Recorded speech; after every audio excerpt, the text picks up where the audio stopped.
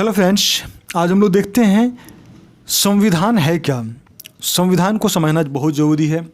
कोई भी देश, कोई भी राज्य, उसको चलाने के लिए एक कानून की ज़रूरत पड़ती है, एक नियम की ज़रूरत पड़ती है, ताकि सभी के लिए और सभी वर्ग, सभी समुदाय और सभी चीज़ों को एक साथ लेकर चलने के लिए एक नियम, एक रूल, एक कोड बनाना ज़रूरी हो जाता है।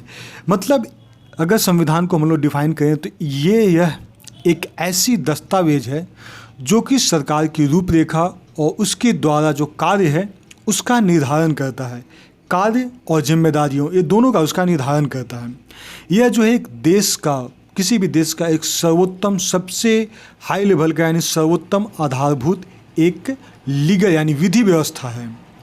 तो इस चीज़ को ही बेसिकली संविधान कहा जाता है। मतलब ये वैसा दस्तावेज है जहाँ पर कि राज्य का या किसी भी देश के समस्त अंग, जिसमें कि अंग कौन कौन सा हो गया, विधायिका, कार्यपालिका और न्यायपालिका, मुख्य रूप से ये 3 पिलर्स होते हैं किसी भी देश के, किसी भी संविधान को चलाने के लिए।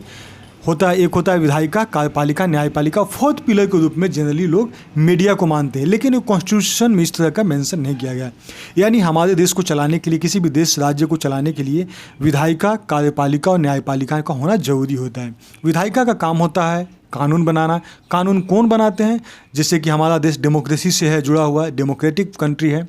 ऐसे में हमारे यहाँ विधायिका का काम क्या होता है, विधानसभा में क्या होता है, लोकसभा में क्या होता है, कानून बनाया जाता है। कानून कौन बनाते हैं? जिसको हम अपना रिप्रेजेंटेटिव चुनते हैं, जिनको हम अपना जो हमारे प्रतिनिधित्व करते हैं, अपने प्रतिनिधि को चुनते हैं, वो उस सभा में जाके हमारे लिए यानी इस देश के लोगों के लिए वो कानून बनाते हैं। कानून में ऐसा रखा जाता है कि सभी के लिए, सभी वर्ग, सभी समुदाय और सभी सेक्शन के, सोसाइटी के सभी सेक्शन के लोगों के लिए एक ऐसा मतलब कोडिफाई किया जाए जिसमें कि सभी को सम्मानपूर्वक जीने का अधिकार दे।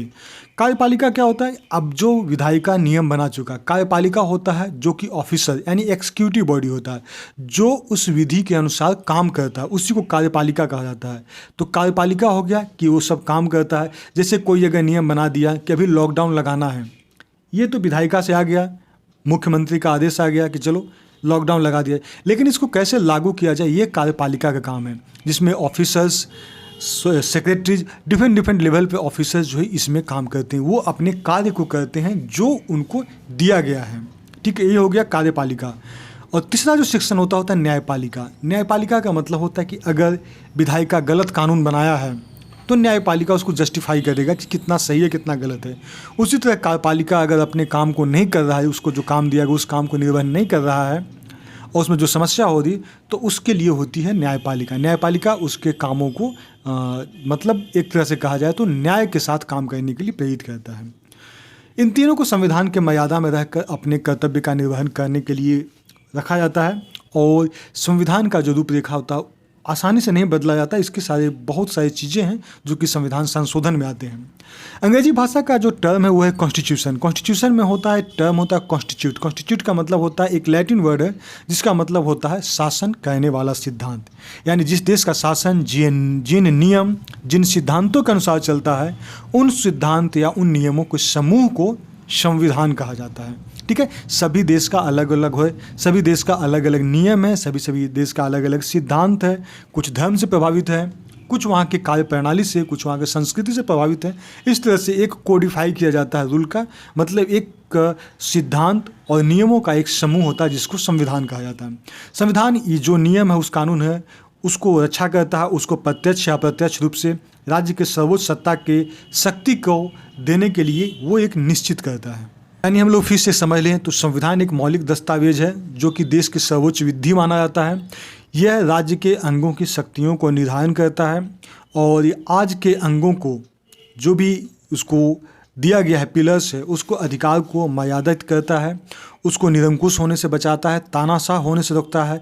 यानी कहा जा सकता है कि संविधान देश की जनता की आशाओं एवं आकांक्षाओं के लिए महत्वपूर्ण होता है। सरकार के अंग को सृजन करता है, जैसे कि हम लोग बता ही दिए, विधानपालिका, कार्यपालिका, न्यायपालिका। उसके जो अंग हैं, उसकी शक्तियाँ हैं, उसके कर्तव्यों और दायित्वों का भी निर्धारण करता है। सभी अंगों के बीच में कैसे संबंध और कैसे समन्वय स्थापित किया जाए, ये सब दिया जाता है। संविधान का सबसे पहले अगर निर्माण की बात करें तो सबसे पहले निर्माण एथेंस में हुआ था, यूनान में। आधुनिक युग में अमेरिका का संविधान जो है वो लिखित रूप से संविधान बना। ये संविधान का हम लोग बेसिक चीज़ समझ गए, संविधान है क्या। अगला वीडियो में हम लोग देखेंगे कि संविधान से पहले, अब हमारा जो कि भारत देश में जिस प्रकार संविधान हमारा चल रहा है, इस संविधान बनने से पहले भी तो मेरा देश चल रहा था, हमारा देश चल रहा था। उस देश में कौन से कानून चल रहे थे, कौन से कानून उसके पहले काम कर रहे थे, क्योंकि यही सब जो पहले का कानून था वो हमारे कल्चर, हमारी संस्कृति के अनुसार ही बनाया गया था। तो उसी को समराइज करके, यानी कहा जाए उसी से प्रेरित होकर आज का संविधान जो है इस देश के नागरिकों के लिए बनाया गया है, ताकि इस देश की संस्कृति, सभ्यता और इस देश के लोगों को बराबरी का अधिकार दिया जाए, समता का अधिकार देते हुए सभी को एक आदर्श जीवन जीने के लिए प्रेरित करने के लिए संविधान का निर्माण हुआ है। तो हम लोग अगला वीडियो में जो देखेंगे वो देखेंगे संविधान के पहले का कौन कौन सा कानून है। इसको हम लोग दो भाग में डिवाइड करेंगे। एक करेंगे कंपनी का शासन, यानी जब हमारे यहाँ ब्रिटिश इंडिया आया था, कंपनी यानी 1773 से लेकर 1858 तक। और फिर दूसरा सेक्शन में हम लोग बात करेंगे जब इम्पेरर यानी ब्रिटिश सम्राट हमारे यहाँ शासन कर रहा था, यानी ब्रिटिश सम्राट का शासन 1858 से लेकर जब तक हमारा देश आज़ाद हुआ था 1947 तक। तो हम लोग संविधान से पहले का कानून का हम लोग अगला लेसन में देखेंगे। Okay friends, thanks for watching, bye.